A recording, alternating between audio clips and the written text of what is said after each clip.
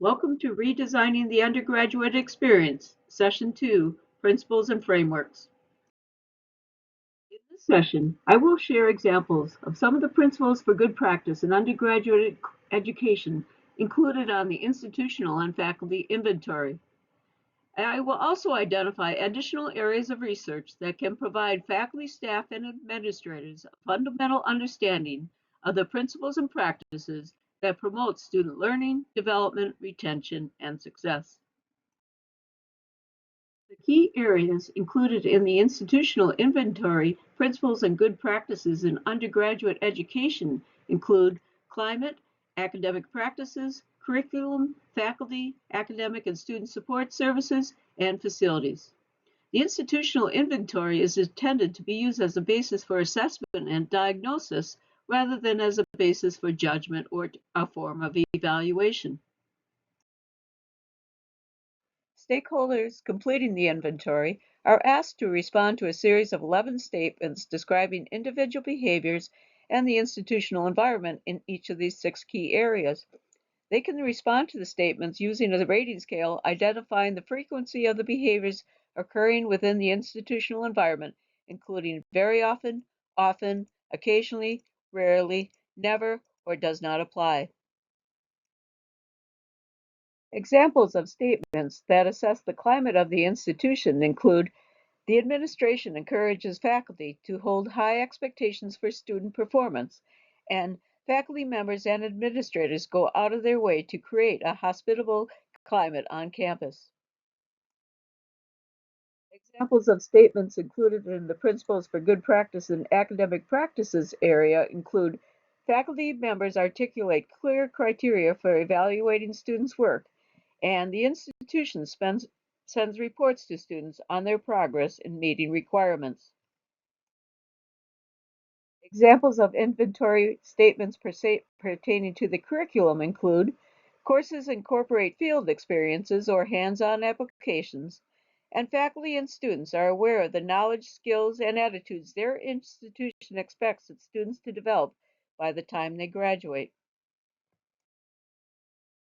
Examples of statements included within the Principles for Good Practice faculty inventory are: faculty members take academic advising seriously, and faculty participate in key institutional decisions such as those concerned with long-range planning, budget, and personnel. Academic and student support services are also included in the institutional inventory. Example statements include: educational objectives are specified for student activities, and student affairs, academic affairs, and student government jointly carry out the orientation program. Finally, the institutional inventory also includes statements regarding the facilities of the institution. Example statements include: study spaces conducive to quiet concentration are available, and administrative and student services offices are open to students at night when students are available. Thus, the institutional inventory can be used to help campus leaders assess the institution's policies, practices, institutional norms, and expectations that support good practice in 6 key areas. Chickering, Gamson, and Barsaya also developed a faculty inventory that is intended to be used by faculty members who are interested in improving their own teaching, as well as provide a basis for discussion in department meetings, curriculum planning meetings, and other committees concerned with the undergraduate experience. The faculty inventory provides specific examples of ways faculty can utilize and apply principles and best practices in undergraduate education to design their courses and curricula for academic programs. This inventory helps instructors focus on key strategies that are shown to promote student development, engagement, and learning. It is just one example of the useful tools that have been developed to improve teaching and learning in undergraduate education. Faculty members completing the faculty inventory are asked to respond to 10 statements for each area related to principles and good practice in undergraduate education, using the same type of rating scale used in the institutional inventory. For example, statements related to good practice in the area encourages student-faculty contact include, I know my students by name by the end of the first 2 weeks of the term, and I take students to professional meetings or other events in the field. Examples of statements under encourages cooperation among students include, I encourage students to explain difficult ideas to each other, and I create learning communities, study groups, or project teams within my courses. Example statements included under Principles for Good Practice encourages active learning include, I ask my students to present their work in class, and I use simulations, role play, or labs in my classes. Example statements included under gives prompt feedback includes, I prepare classroom exercises and problems, which give students immediate feedback on how well they are doing, and I ask my students to schedule conferences with me to discuss their progress. Example statements included under good practice emphasizes time on task include, I clearly communicate to my students the minimum amount of time that they should spend preparing for class, and I meet with students who fall behind to discuss their study habits, schedules, and other issues. Statements included under good practice communicate high expectations include, I make clear my expectations orally and in writing at the beginning of each course, and I emphasize the importance of holding high standards for academic achievement. Finally, statements included under Principles for Good Practice respects diverse talents and ways of learning include, I use diverse teaching activities to address a broad spectrum of students, and I select readings and design activities related to the background of my students. Thus, the faculty inventory, Principles for Good Practice in Undergraduate Education, provides specific examples of ways college faculty can utilize and apply principles and best practices to design their courses and curricula for academic programs. This inventory helps instructors focus on key strategies that are shown to promote student development, engagement, and learning. It is just one example of the useful tools that have been developed to improve teaching and learning in the undergraduate education. On a final note, a student inventory was developed to help students assume an active role in their learning.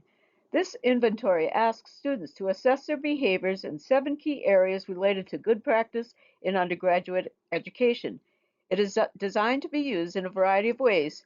For example, the inventory can be incorporated in the first year seminar course, into one-on-one advising sessions, or in residential learning communities.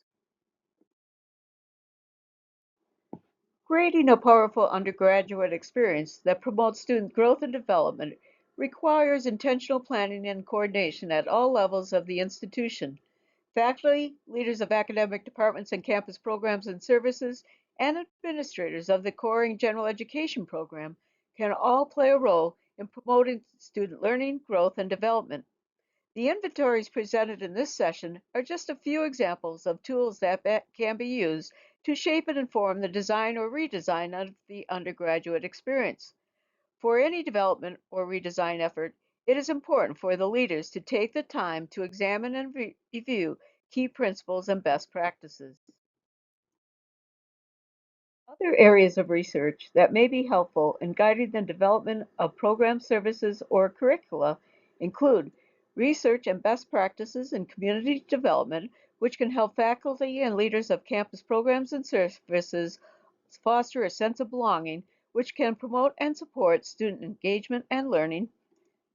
Research and principles in assessment and evaluation, which can help faculty members learn how to organize and implement instructional and grading strategies that provide prompt and appropriate feedback to students while reducing anxiety, cheating, and lower levels of learning. A review of research and best practices in active learning can help instructors and leaders of campus programs and services design learning experiences that keep students involved and engaged in learning while promoting higher levels of learning, development, and achievement. Given the diversity of students attending college today, it is also important for faculty members and campus leaders to understand the unique needs and challenges of specific student populations and learn about the programs, services, and curricula that have been implemented on college campuses to address these needs. Of course, significant learning is one of the primary desired outcomes of creating a powerful or transformational undergraduate experience.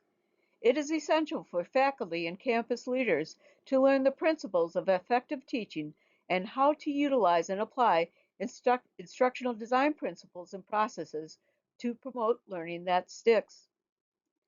Faculty and campus leaders should also become aware of the emotional, social, environmental, and physical factors that impact learning so that they can design learning environments and communities that promote and support learning.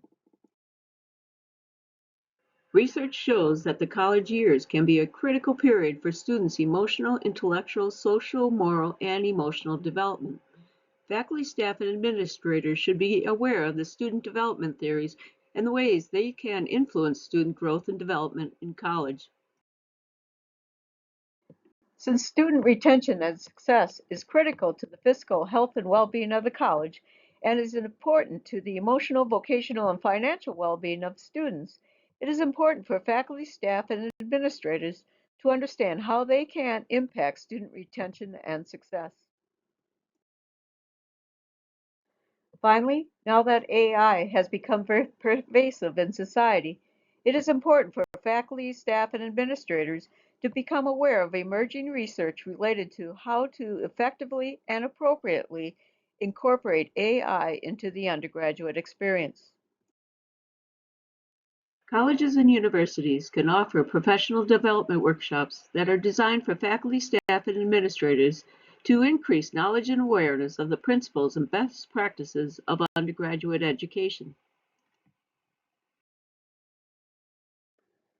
They can also offer professional development workshops that help faculty, staff, and leaders of academic and campus programs and services to develop the skills to incorporate and apply the principles and best practices into their teaching, advising, and mentoring and program and curriculum development activities. However, to effectively implement and sustain these practices, the institution, departments, and programs must align their mission, goals, organizational structures, climate and culture, individual and group behaviors to promote and support these efforts so that effective principles and practices are supported and promoted throughout the undergraduate experience. In part two of the series, Redesigning the Undergraduate Experience, Principles and Frameworks, I describe the factors that influence individual and organizational performance and offer strategies campus leaders can utilize and apply to ensure that these principles for good practice in undergraduate education become a part of the fabric of the institution.